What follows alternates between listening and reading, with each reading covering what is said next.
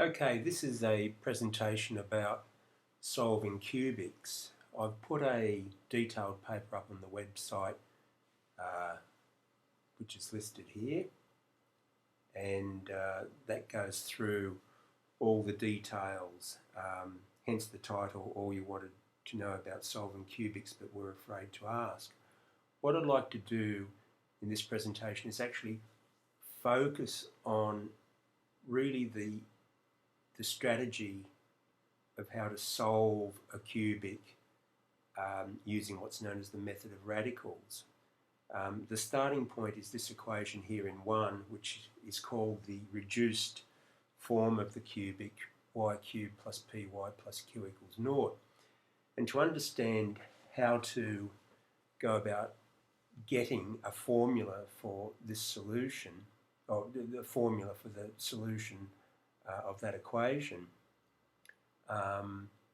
it's best to actually look forward to the endpoint, which is this thing called Cardano's formula, which I think comes from either the 15th or 16th century, I can't remember which. And as you can see, it's quite complicated. It's the sum, the three roots are the sum of two cube roots. But what we need to focus on is this spaghetti here inside each of the cube roots. And I've labelled them R1 and R2, because when you look at these carefully, you'll notice that they look really like solutions to a quadratic equation. And in fact, that's what they are. So at some stage, in order to get Cardano's formula, we're going to have to solve a quadratic. And I'll show you how we do that. But first, a bit of history, just so you understand the general problem which mathematicians had to deal with was whether the method of radicals could work on any generalized algebraic equation, i.e. something like this thing here, a0 x to the n plus, etc., where n was greater than or equal to 5. Now, the method of radicals is simply a procedure of getting a solution involving only plus, minus, multiplication, division, raising things to powers of n, and taking nth roots. Now, Ruffini came up with a proof which was 500 pages long. I've not read it, and I'm damn sure you're not going to read it.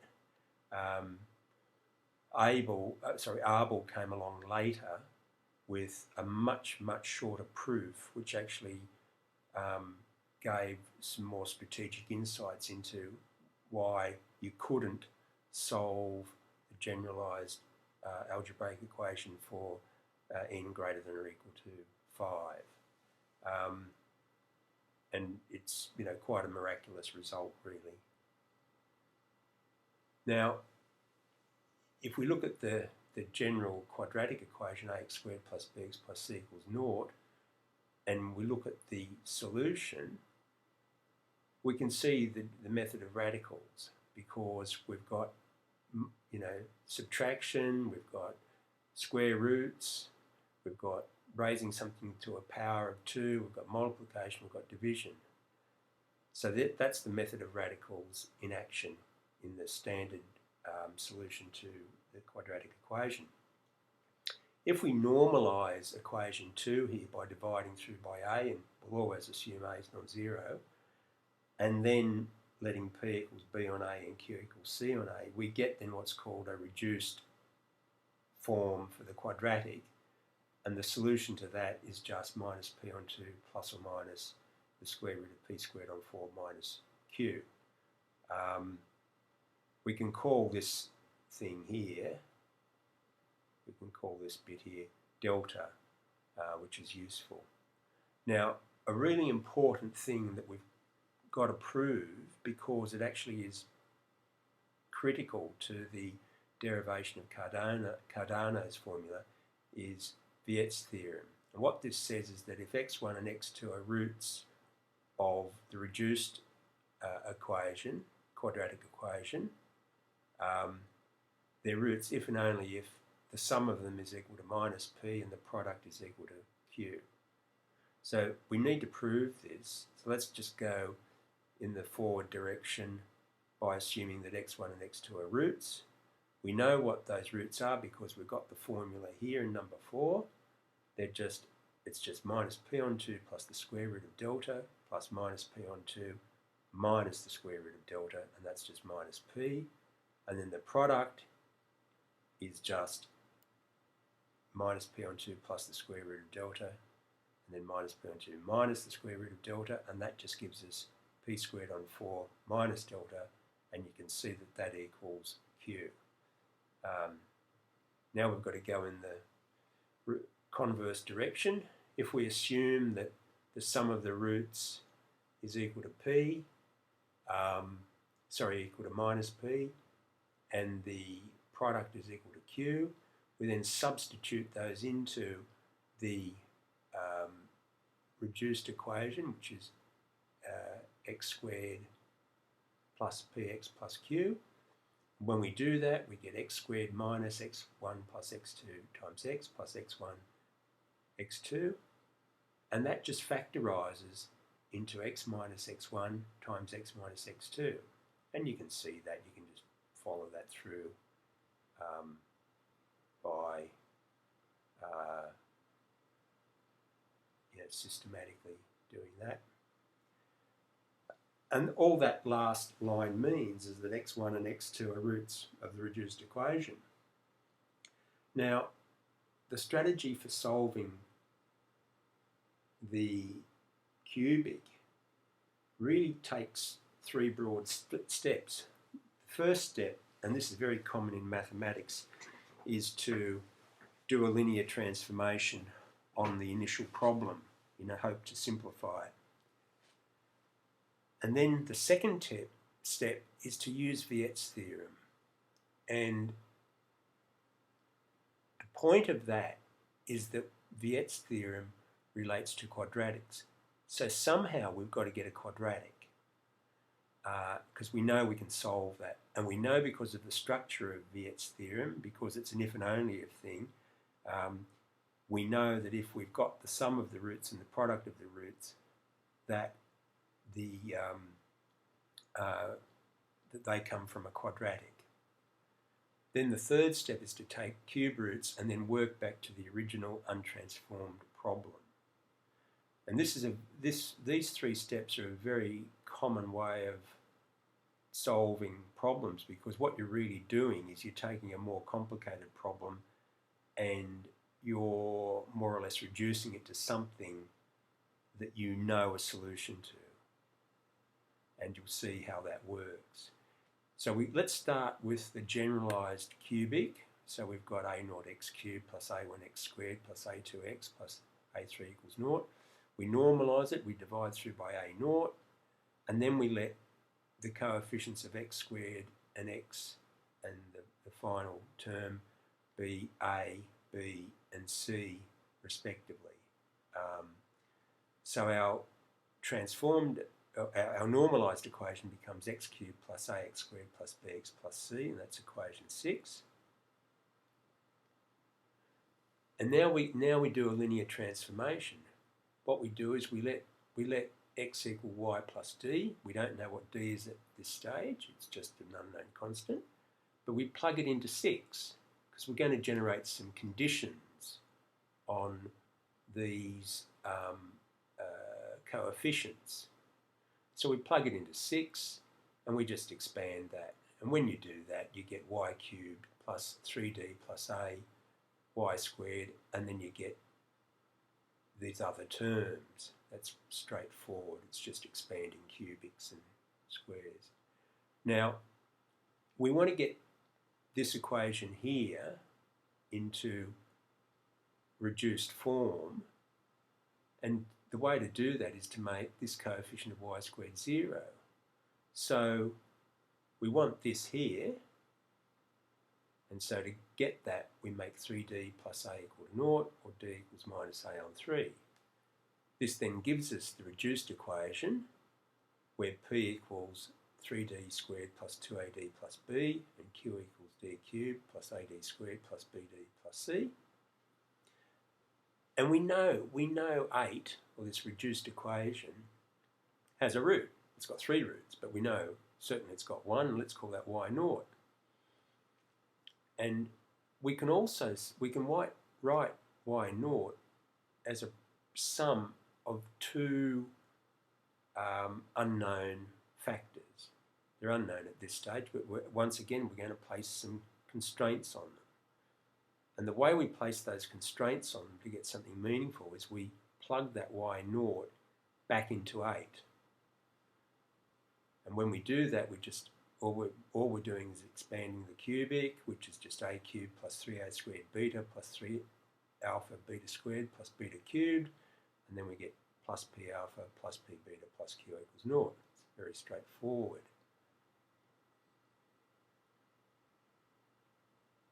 And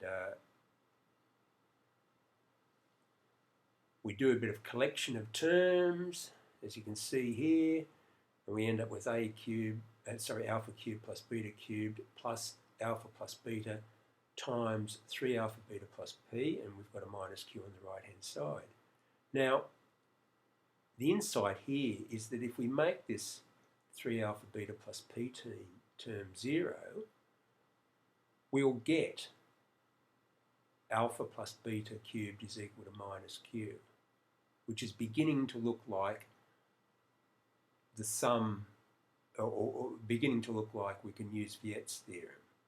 So let's do that. We make alpha beta equals minus p on 3. And let's notice what happens if we cube alpha beta. Well, when we cube it, what we get is this here. We get this. We get alpha cubed, beta cubed equals minus p cubed on 27. And we've also got alpha cubed plus beta cubed equals minus q. Now that screams Viet's theorem. It just screams it, because if we let alpha cubed equal w1 and beta cubed equals w2, what we've got then is w1 w2 equals minus p cubed over 27. We've got w1 plus w2 equals minus q. And we know from Viet's theorem that because of those two conditions, we can write a quadratic in w, which is w squared plus qw minus p cubed on 27 equals naught, because that quadratic in 9 is just w squared minus the sum of the roots w plus the product of the roots equals naught. The sum of the roots is minus q, so that hence the plus q. The product of the roots is minus p cubed on 27, hence the minus p cubed on 27. We also know, and this is to show that the y naught is really a bona fide root. It is a root of the reduced equation, the reduced cubic equation, but it's also a solution of this equation here, w squared minus y naught w minus p on 3 equals naught. Why? Because here you have the sum of 2 roots, and the product of the two roots is minus p on 3, because alpha beta, if you look over here, alpha beta is minus p on 3. So this y naught is a solution to the reduced cubic, and it consists of components, alpha and beta, which we haven't worked out yet, but we're going to very shortly, which in turn are themselves bona fide solutions to this quadratic here, this one here.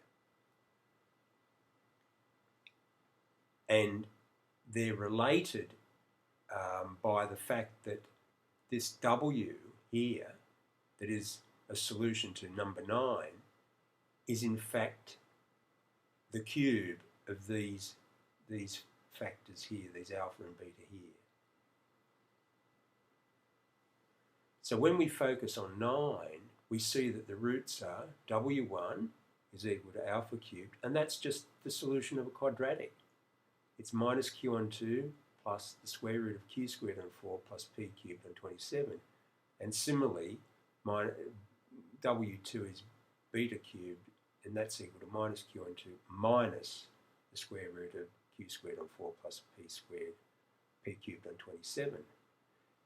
Hence our solution to the reduced cubic is y naught, which is equal to alpha plus beta, so we take the cube roots. And that, so y naught solves this thing here. We know that. We've just established that it solves that equation. But we need x, and the three values of x, x1, x2, x3, is equal to y, 1, 2, 3, plus d. We know d is minus a on 3, and we also know that a is equal to a1 on a naught. So this equation here gives us x1, 2, 3, gives us the real solution to what we want. Whoops, a bit dodgy there. But it's not over yet, because we have to find out the p's and what the p and q are, because our solution is given in terms of p and q. Well, that's easy. All we need to do is substitute d, we know is minus a on 3, into p. When we do that, the algebra is straightforward. We get p equals 3b minus a squared on 3, and then we do the same for q. We do it for q, and we get q is equal to 27c minus 9ab plus 2a cubed over 27. Recall that our coefficients in terms of the original equation, original cubic equation, a equals a1 on a naught, b equals a2 on a naught, and c equals a3 on a naught. And the test is, does Cardano's formula actually work? Well, let's take a simple example, which I've concocted so it's easy to solve analytically. Here it is, x cubed plus 3x squared plus 3x plus 1 equals 27. Well, you'll recognise that is equal to x plus 1 all cubed is equal to 27, which we can write in this form here, this polar form, using the circular functions. So when we solve this, we get that x plus 1 is equal to 3 times e to the 2 k pi I over 3, where k runs from 0, 1 and 2. Hence that x, 1, 2 and 3 must be equal to minus 1 plus 3e to the 2 k pi I on 3. So let's put in the values for k equals 0, 1, 2 and 3, and you'll see the solution is that when k equals 0, x is 2, when k equals 1, x is minus 5 on 2 plus 3 root 3 2i, and similarly when x is 2, the solution is minus 5 on 2 minus 3 root 3 on 2i, because you're just taking in each case you're taking the cosine of either 2 pi I on 3, 2 pi on 3 or 4 pi on 3, and you're taking the sine of 2 pi on 3 or 4 pi on 3, and that's how you get those numbers there. So to get x1, 2 and 3, we then need to go back to this relationship here. And bearing in mind this thing here is the equation we are really trying to get the solution for. And that just, we know that a1 over 3a naught is 1, because a1 is 3 and a naught is 1. So we have to subtract 1 from all of the solutions for y. And here we just work out what a, b and c are. That's straightforward. P turns out to be 0, which simplifies things. Q turns out to be minus 27. So our solution for y is that it's the cube root of that plus the cube root of that. P's naught, so that goes and that goes. So it's really simple.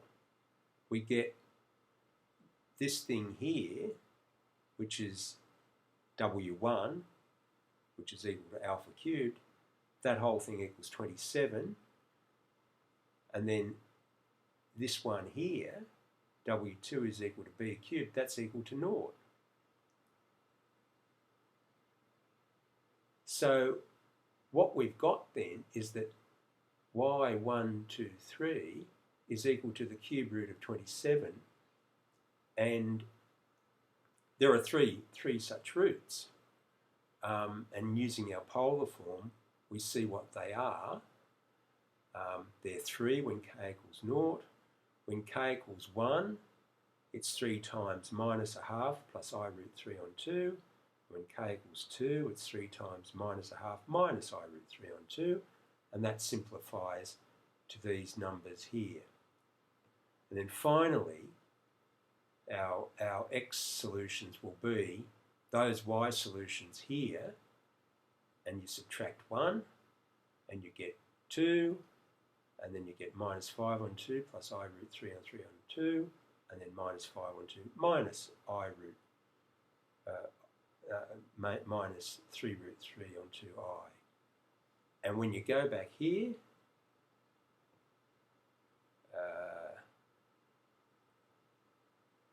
you will see that it works, because these numbers here are identical to those numbers there. So it works.